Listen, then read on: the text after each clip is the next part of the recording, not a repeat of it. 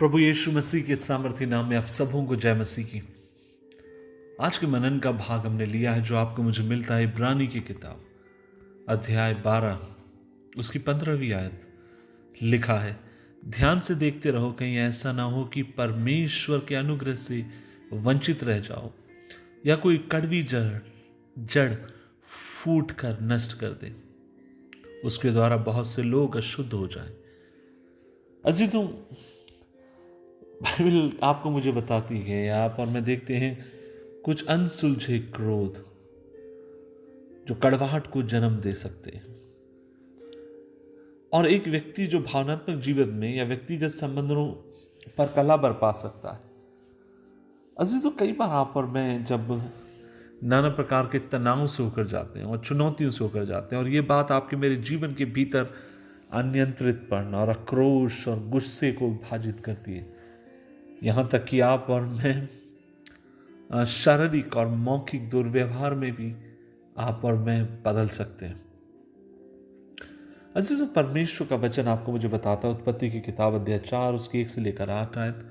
आदम और हवा के 2 पुत्र थे, एक का नाम काइन था और दूसरे का नाम हाबिल। और इस घटना के भी बारे में आप और मैं देखते हैं कि काइन हाबिल से नफरत करता था, और नफरत करने के कारण उसका क्रोध इतना अधिक बढ़ता चला जाता, आक्रोश इतना अधिक बढ़ता चला जाता है कि वह क्रोध जो था वो काइन का स्वामी बन गया। और जब उसका स्वामी वो बन जाता है तब वो एक काम करता है, और वो ये है, वो अपने भाई की हत्या कर देता है। अजीजों, इसका मतलब ये है कि क्या आप मुझसे कहेंगे कि शो भैया, क्या हमेशा जो क्रोध जिसके ऊपर मैं काबू नहीं पा पाता हूं, क्या वो हमेशा मुझे हत्या करने के लिए विवश करेगा? नहीं, मैं ऐसा नहीं कहना चाह रहा हूं। बेशक अनियंत्रित क्रोध आपको मुझे हत्या की ओर नहीं ले जाता, लेकिन इससे भी अधिक कई बार दर्दनाक परिणाम आपके मेरे जीवन के भीतर देता है। क्रोध में कहे गए शब्द हम वापिस नहीं ले सकते, टूटी हुई दोस्ती को आप और मैं फिर से निर्माण नहीं कर सकते, टूटे हुए रिश्ते को कई बार आप और मैं नहीं बना सकते, टूटी हुई चीज, टूटे हुए दिल को आप और मैं कई बार नहीं जोड़ सकते हैं। यहां तक कि क्रोध के कारण टूटे गए विवाह तक को भी कई बार जोड़ना मुश्किल हो जाता है। इसलिए परमेश्वर का वचन कहता है कि हमेशा अपने आप को जांचते रहो, परखते रहो कि कहीं कोई कड़वाहट वाली जड़ तुम्हारे जीवन से तो फूट के नहीं निकल रही। आज आपको मुझे भी इस बात पर ध्यान रखने की जरूरत है कि क्रोध न जाने कितने परिवारों को, कितने लोगों को, कितने रिश्तों को बर्बाद कर रहा है। आज सुबह के समय मैं आपसे पूछना चाहता हूं, क्या कोई ऐसा क्रोध है जो आप उस पर नियंत्रण नहीं पा रहे हैं?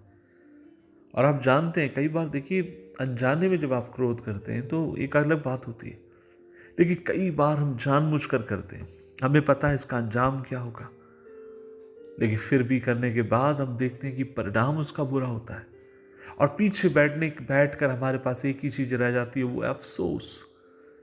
काश मैं कल उस समय क्रोध ना करता तो ऐसा होता, काश मैं उस समय क्रोध में इस तरीके से ना कहता तो ऐसा होता।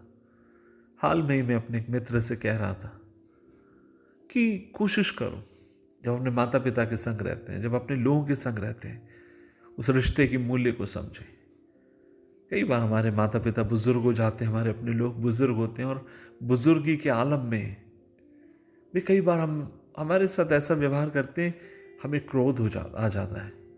हम अपने आप पर नियंत्रण नहीं पा पाते, हम अपने मुंह से तरह तरह के शब्द बोलना शुरू करते हैं, क्योंकि हमसे बड़े हम कुछ नहीं कर सकते, इसलिए अपने मुंह के शब्दों के द्वारा हम उन्हें चोट पहुंचाते हैं। और मैंने देखा, जब वो लोग इस दुनिया में नहीं रहते हैं तब कहीं ना कहीं हमें ये बात अंदर ही अंदर कचोटते रहती है, काश उस दिन मैं उनके संग सही व्यवहार कर लेता। मैं एक महिला को जानता हूं जिसके क्रोध के कारण उसकी सास को ब्रेन हेमरेज हो गया, और जब ब्रेन हेमरेज हो गया कुछ दिन के बाद वो अस्पताल में भर्ती रही, और उनका बीपी बहुत अधिक हाई हो गया, और उसके कारण उनका ब्रेन हेमरेज हो गया और उन्हें अस्पताल में भर्ती कराया गया। और जब उनको कब्र में मैं मिट्टी दे रहा था, उनकी मिट्टी को मैं पढ़ रहा था, मुझे याद है बहू उनकी कब्र के ऊपर लेट गई और चीख चीख के पुकार के कहने लगी, मुझे माफ करें। काश उस दिन, उस पल वो अपने क्रोध पर नियंत्रण पा लेती। मैं एक लड़की को जानता हूं, जवान लड़की को, जिसके पिता ने छोटी सी किसी बात के ऊपर उससे कुछ कहा। लड़की इतना अधिक क्रोधित हो गई, 2 दिन तक वो खाना नहीं खाई। पिता अपनी बेटी से बहुत अधिक प्यार करते थे और वो लगातार प्लेट लेकर घूमते रहे, बेटा खाना खा लो, खाना खा लो। और लड़की मानने के लिए तैयार नहीं है।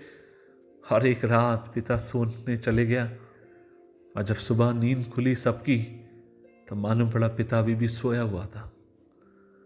बेटी ने गुस्से में निर्णय लिया, बेटी ने गुस्से में बहुत कुछ बोला।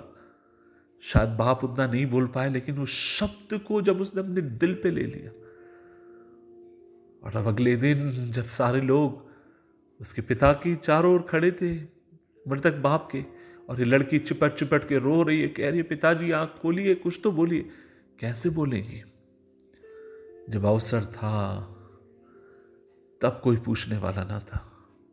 आज मेरे इस वचन को सुनने वाले मेरे भाई, मेरी बहन, मैं तुझे डराना नहीं चाह रहा हूं, लेकिन आज मैं तुझसे यही कहना चाहता हूं, लिव एवरी मोमेंट। हर क्षण को जिए, हर क्षण को प्रेम के साथ जिए, हर क्षण को उत्तमता के साथ जिए, हर क्षण को ऐसे जिए जैसे मानो आखिरी पल हो। फिर हमें पता नहीं कल हमें मौका मिले ना मिले। इसलिए अपने रिश्तों को समेटे, अपने रिश्तों को संजोए। मैं आज आपसे कहना चाहता हूं, मैं अपनी मां से बहुत अधिक प्यार करता था। उसकी कई गवाहियों को मैंने आपसे कहा है, और मुझे याद है एक दिन की बात है, वो बिस्तर पर लेटी हुई थी, उसे कैंसर हो चुका था, वो मरने पर थी, और मैं उसका डायपर चेंज कर रहा था। डायपर चेंज करते समय वो करने नहीं दे रही, वो कुछ कह रही थी, और मुझे बहुत गुस्सा आया। मैंने गुस्से में बोल दिया, मैंने कहा माँ आप क्या कर रही हो, थोड़ा सा नॉर्मल रहो। और उसी के कुछ दिन के बाद वो इस दुनिया को छोड़ के चले गई। और आज भी ये बात मुझे कचोटती है। मैंने उसका अपमान नहीं किया, मैंने उससे कोई अपशब्द नहीं कहे, लेकिन मुझे लगता काश मैं और उस दिन थोड़ा दीनता के साथ उससे बात कर लेता। रिस्पेक्ट।